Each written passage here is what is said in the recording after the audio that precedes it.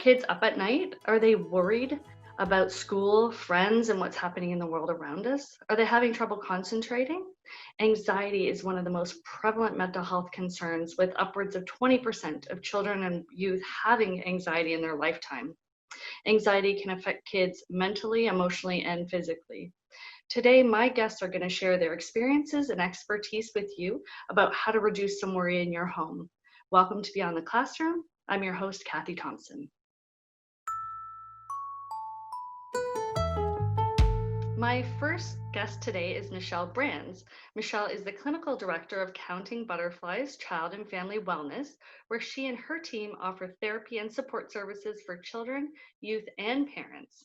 She has over a decade of clinical experience in family mental health, holds a master's in counseling psychology, and is a registered psychotherapist. Welcome to the show, Michelle. Hello, thank you so much for having me. You're welcome. Today we are talking about anxiety, and it's such a prevalent issue for both children and adults across the lifespan. Lots of things can trigger it, and obviously we're in the middle of a pandemic, so for kids it must be pretty tough. Can you tell us a little bit about some of the signs that we might see in school age kids as it relates to anxiety? Yeah, what we're really seeing right now, and keeping in mind that there's been different phases of what parents have been noticing. Right now, what we're seeing is a lot more questions and curiosity, and that might not come across as worry questions. It might just come off as like very innocent questions. But we're seeing a lot more questions. We're also seeing a lot more symptoms that resemble a lot like insecurities around leaving mom and dad, right? So maybe now mom and dad are transitioning back into the workplace, and there's a lot of insecurities for especially those little ones of like mom and dad are leaving the house now. So a lot more attachment type insecurities we're seeing. Mm. In a lot of our older school age children, we're seeing a lot more anger and resentment and irritability. And a lot of this is a difficult one for parents because I call this the challenging behavior, right? And we often don't associate this with anxiety because it's very challenging. So we might not respond to it in the same way as a little child who's experiencing a big feeling of worry. We sometimes can ourselves. We're having bad days too, right? So it can be challenging, but we're seeing a lot more resentment, resistance, impulsivity, and anger and irritability. Yeah, those are interesting points. And it must be sort of for that teen or adolescent cohort, not seeing friends, the normalcy of the regular teen years, going out, hanging out, loitering, whatever, we can't do that these days. So I can see how this anger can fester. And so it's interesting, I wouldn't peg that necessarily for a sign of anxiety, like you were saying. It would just be sort of that teenage acting out, da da da, typical thing. But in fact, so if that's happening with a family, if a parent's noticing that with their child, what's something they can do to approach that with a teen particularly? For teenagers, I find the biggest tool for parents is to first of all, like step back and put yourself back into your teenage days, which I have to do that often too with my teenage clients and can be challenging. And remembering that the teenage years, our brain is wired to seek that peer connection and that peer interaction. And with my teens, we call it FOMO, fear of missing out, but it's a really real thing for teens. They're really, really scared. They're hearing that their other teen friends are hanging out with friends now. Mhm. And there's all this stuff going on, and they're really scared that they're missing out on things. Mm. So I really challenge my parent clients, and again, I'm with you, so I'm doing this together with you. But I'm having to go, okay, what would that feel like for me to not be able to see my friends as a teenager? Yeah. And right away, like I'm like, oh my goodness, I come into a different emotion in myself, Mm. and I'm a lot more equipped to be able to respond to that teenager with some compassion and like, I get it. Like, this is like, there's a lot, like, you're scared that you're missing out on all this stuff. And to be honest, you are missing out. Mhm. So how do we meet in the middle? And, maybe that's having like a social distance driveway visit or like a walk or something, right? Again, following guidelines, but meeting our teens in the middle. Tough times for teens, I just think I've got 2 teens myself, and, although cognitively they can understand the why we stay home, why we follow the protocols, staying safe and that kind of thing, but gosh, like you said, they're hardwired for that social connection, and so, I mean, I thank goodness for, online platforms, for Fortnite now, connecting, kids with each other and having those interactions. So have you had a lot of calls come in from parents about these types of issues since COVID started? Yeah, I really like, again, I've been very candid with all of our families in that like we're all learning about how to support families and ourselves through this pandemic, like literally day after day. And I've really seen it happen in these three phases where initially it was a lot of just like grief and numb feeling. People weren't really in their feelings at all. We were just in survival mode. And Yeah. then in the middle, I call it like the sourdough, the sourdough bread making phase, right? Like everyone's kind of like, okay, like this is kind of nice. It's slower pace. Over the past, I'm going to say few weeks, now we're really, really sitting with the uncomfortable feelings. We're Mm, all getting to the point where we're like, okay, let's start opening things up. And I'm seeing a lot more anxiety, a lot more grief, especially in my graduate year. So like our grade 8s and our grade 12s, like my heart goes out to them tremendously. They're really grieving the loss of that traditional experience that they anticipated. yeah, it is hard, for everyone. I think this pandemic, there's no one untouched. I mean, really, literally, across the lifespan, across the ages. So, in our limited time that we have left, can you share with us some tips, some additional tips, maybe for the younger kids that parents can use right now? Yeah, the biggest one is to try to create a safe place for them to talk about what's going on for them. And for littler kids, that might be, I mean, unfortunately, that might be around bedtime. A lot of parents are like, they Mhm. want to talk about their feelings at bedtime. Is that okay? And I'm like, you know what? School's not in the morning. The traditional school isn't in the morning. So during a pandemic where you're quarantined, any time is an okay time right now. Sometimes that early morning before the breakfast rush, or before online learning starts, or before work hours start, like sometimes those quiet mornings are times just to check in and like, how's it going, right? Mm. So just creating a language around feelings, especially for little ones, like when they're bring out some paper and some play stuff, and just like like ask those feeling type questions. Mm. The other one too is recognizing and accepting whatever they're feeling. And this can be especially difficult if what you're noticing is more challenging behavior. A lot of our little clients, what we're noticing is a developmental regression, right? Mm. So maybe they were able to be very independent, doing their bedtime routine or doing certain things, and now all of a sudden they've regressed and they're needing a lot more help, which can be overwhelming when you're trying to juggle work and home. So it's about recognizing and just knowing, okay, this is a regression and this won't be forever, and I'm going to maybe help them a little bit and then back off a little bit until they feel comfortable enough to do it on themselves again. So it's really just recognizing and accepting. And then finally, I've been telling parents, and this has been my own parenting journey, is like really working on you and making sure that you are taking care of yourself.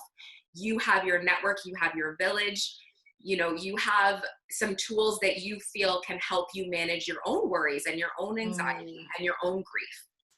Yeah. You know what, Michelle? Great tips. I mean, honestly, I love that around the safe space and really recognizing feelings and giving permission for feelings, even, and then checking in as parents because kids pick up everything. I mean, just, in a tone and a look and a walk, they totally understand and are connected to parents. So, and they can sort of take on that worry. So I just really appreciate you being here with us today and providing everything for parents. Well, thank you for everything you're doing. And it was so lovely connecting with you all today. Thanks so much. My next guest today is Laurel Crossley. Laurel's work with families has spanned the globe for over 25 years. She has made her mission to ensure that families are well, mind, body, and spirit. She is the founder of Children's Wellness International and the creator of numerous children's programs, including some fun names: Meditating Munchkins, Crazy for Crystals, Yay Yoga to support children's mental health. Her TV series and podcast, Help, We've Got Anxiety, brings families content that supports family well-being. Welcome to the show, Laurel. Thanks, Kathy. Wow, I've done a lot. Yeah, great names. I love that. Just Thank all you. of the Crazy for Crystals. Woo! That's awesome. So today we're talking about anxiety and the impact on kids and families, and with so much going on. So, as a life coach who has worked with children with anxiety for many years, you were one of the sort of leaders in this area of working kids remotely, doing sessions by Skype. And so, what are some of the strategies that you give to kids when you're working with them? I know you really get at their level and you're able to connect with them on a personal level and give them kid strategies. Well, I think the first thing is really to allow the kid to feel empowered because in their own mental health journey. And for a lot of adults that work with kids or live with kids, that's a really hard pill to swallow because we are in charge of their development. We want to make sure they're healthy. And the idea of saying, okay, step away, parents, and allow this child to not raise themselves, but to be in charge of their own mental health is the first step, because we know when someone, and I am someone who experienced anxiety as a child, as did my children, that the very first thing that you think about is that kids or humans are not in charge. When you are having anxious feelings, you feel like everything is happening to you and that you have no power to make changes. So when that happens, it's almost like a switch is flipped, and then all of a sudden everything goes, and so you just amp up those feelings. We've got a lot of worrisome, fear-based ideas that are percolating through our communities right now with our health situation, with our community situation. So man, oh man, it's crazy town out there. So for kids, they don't have that cognitive development to be able to process and understand how to manage these situations. As adults, we have that. But I tell you, the kids are sometimes way smarter than we are, Kathy. They're just so much smarter. So parents, step away and really be observers of your child.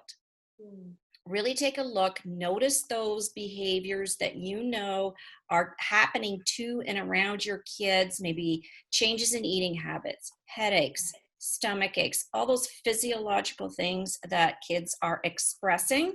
That's how you tell that a child has needs in that moment. Yeah, I was saying at the introduction at the top of the show, talking about how anxiety can be felt like physically, emotionally, mentally for kids.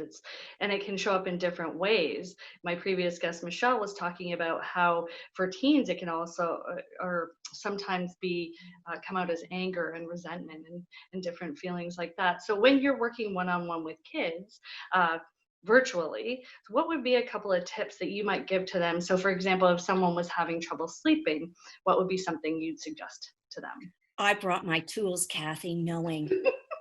Let me introduce you to Goby.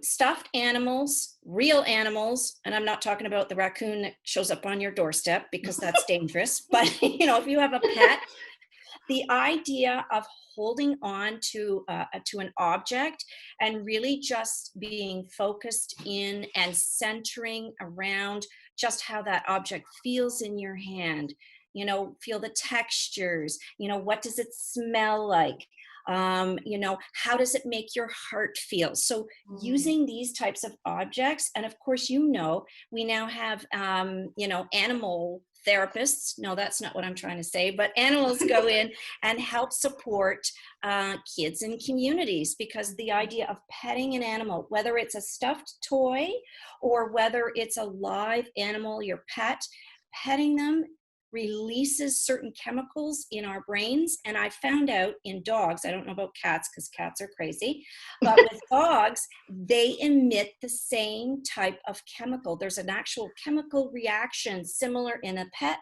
and the dog as the human. So that was kind of cool. So, That's finding cool. that squishy toy to hold on to. One of my other things to talk about with kids is breath work. May I introduce you to Mr. Hoberman, Mr. Hoberman's ear. So this is a great tool for kids to use, and their parents, because sometimes we hyperventilate when certain situations are presented to us. No names mentioned. And just doing some breath work. So taking a nice deep breath in and release. And it gives the kids a visual, gives them something to hold on to. Great for breath work. And then one of my favorite things to talk about with kids are my magical crystals. Of course. And I think, Cathy, you and I have a similar crystal collection. For some reason, kids have told me that these babies work tremendously at helping, just when you hold on to them in your hand, feeling like this is an amethyst. Everybody seems to have amethysts in their house. Great for stress, worry, and anxiety. Rose quartz, this happens to be a little piggy.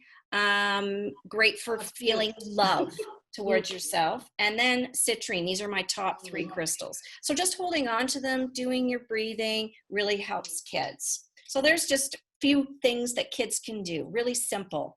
I really like that because I was reading the other day about working with kids with anxiety, and to reground or focus someone, really look at the 5 senses, right? Like right in that moment. So what are you feeling? So like the crystals or the petting of the dog or stuffy, that kind of thing, or what do you taste? What do you smell? What are you looking at? So those strategies seem to work right into that model, right? Of trying to ground someone, reconnect, and reduce that anxiety.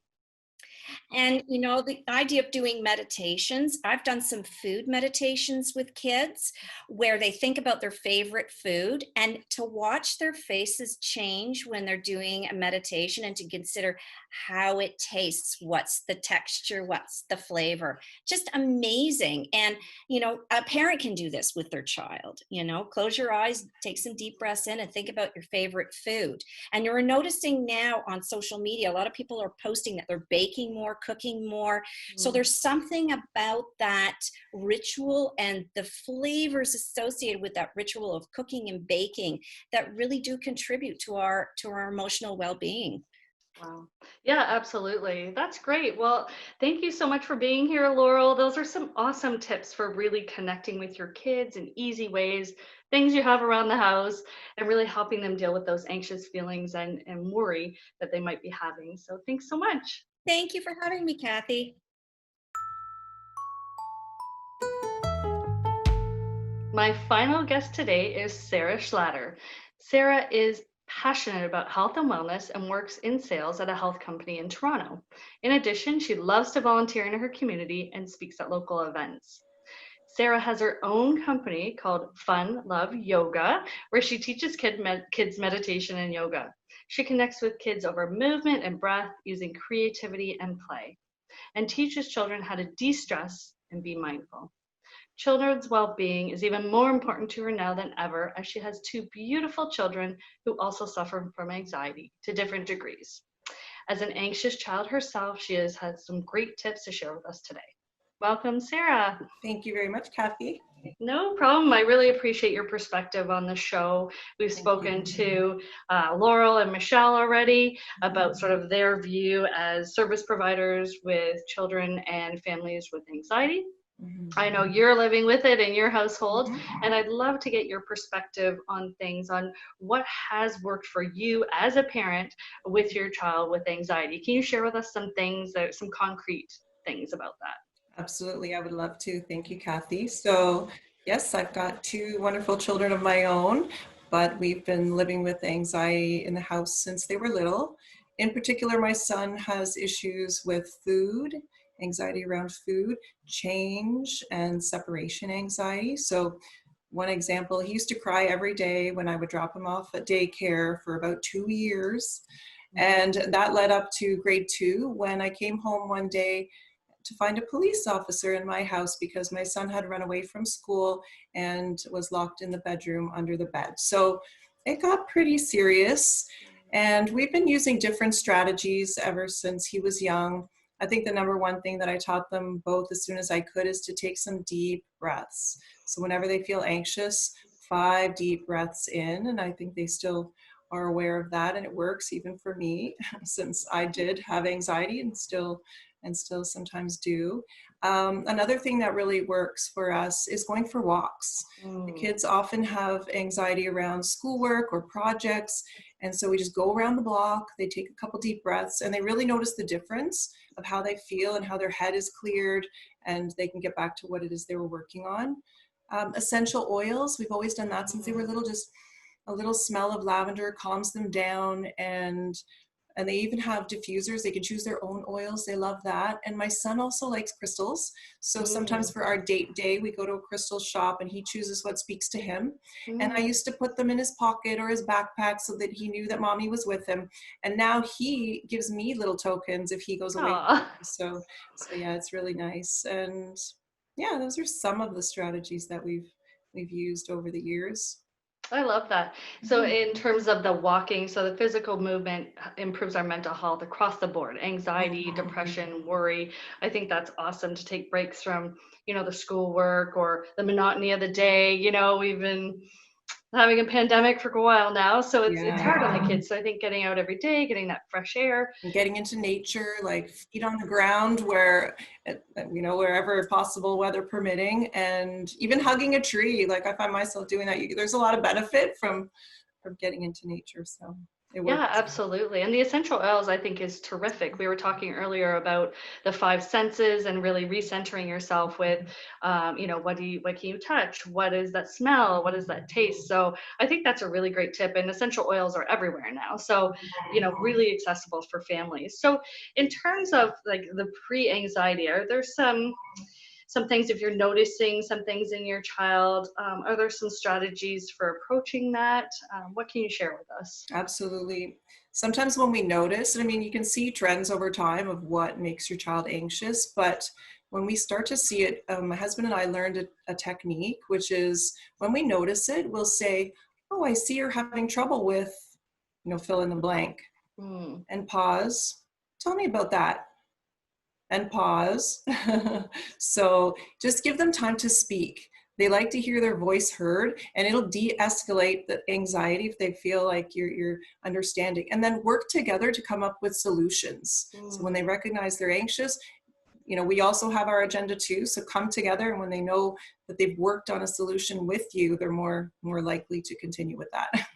Yeah, absolutely. Like all of us, having power in our day, power to choose our schedules and the different activities that we do goes a long way. When you don't have a sense of what's going on or a control, it is difficult for kids and adults. Exactly. So I love that about, creating that plan together, the both of you. So what would be your top tips, including what you've already shared, for other parents who are dealing with anxiety in the home? Okay. So number one is stay calm. Yeah, good. You're trying to model the behavior. So, and we've if we've gotten anxious before when one of the children is anxious, it just escalates. So stay calm and give it a bit of time. I always find if they can walk away from the situation, like don't keep engaging with them, it's not going to go anywhere. So take some time to be separate, come back and revisit it at a different time for sure. And we talked about walking. Walking is a great way because you're side by side, or even in the car when you're driving, because they don't feel intimidated because it's not face to face. Or if you have small children, you can certainly have them play with a toy or do some drawing, because you're likely to get a lot more information from them that way. So, and another thing is ask for help. So, there's so many parents that are going through similar situations. So if you feel comfortable to open up to someone that you trust, they're likely to give you some great tips or speak to a doctor. Or we even we had a referral to a children's mental health center. So we worked with them doing some mindfulness for our whole family. We did some therapy as a family, and we did some therapy, just my son and I. And we often revisit with the therapist just to check in. I'm trying to teach him to reach out to someone else, to talk to somebody if you're having trouble. And it doesn't have to be me, or it doesn't have to be my husband. So Yeah, that's great. And giving permission for him to choose who he speaks to, right? Whether that's exactly. be like, Mom, do you mind contacting my old therapist or Exactly. counselor, or Dad, I need to bounce this off you, or his sister, for example, that's a really good support, right? Sure. It might In not the seem like it future. now, in the future. Yeah, absolutely. And so in our final minute together, Yeah, sure. can you suggest a few resources? I know you gave me a lot. We've got them on the website, but I'd love to hear sort of your go-to resources. Oh, sure. We've always used meditations. So Mm. whether it's just on YouTube or there's great apps, my son has always loved one that tells stories, or he loves calming music. His favorite song is Most Relaxing Music Ever. So nature music, stuff like that. Mm. Certainly, we have a bunch of books at home, lots on how to parent and dealing with anxious children. But one we've used is by Ross Green. And although I don't like the title, The Explosive Child, we Mm. really liked a lot of the strategies that are in there. So, and again, using centers that are there to help you. So I'm sure there's lots locally in everybody's area. Just look them up online. Yeah, I really love that in terms of doing what you can in the home, Mhm. working with your kids, helping them to really overcome some of these worries. But when it gets too much, or really, it's outside of your scope and you just need a helping hand, I think that's awesome. I mean, the stigma of mental health and mental illness, it's going by the wayside. I worked at CAMH for a lot of years. Half my job was dealing with the stigma of mental illness. Mhm. It just having people talk about it. And I love the fact that people do talk about it. It's great. Exactly. And it just helps so many more people when you can say, I'm just going to reach out, just make a phone call, see what's going on, connect with other parents, like you're saying. So I just really thank you for your expertise, your lived experience as a parent with anxious kids, and I appreciate you being on the show today, Sarah. Yeah, my pleasure. My pleasure. Kids do well if they can. So it's Mm, not easy, but it's certainly worth it. yeah, exactly. Yeah. Thank you so much. Thank you, Cathy. Thank you so much for my guests today. There was so much great, useful information and tips that they shared. Although anxiety is prevalent, there are certainly ways to manage it within ourselves, our children, and by bringing in professional supports. Having worked at CAMH myself for over 15 years, I am very familiar with youth mental health. And with Beyond the Classroom tutoring, we hold the lens of the whole child. So that includes looking at aspects that affect learning, including mental health. So for more information about today's episode and resources, visit www.beyondtheclassroom.ca. Thanks so much for watching.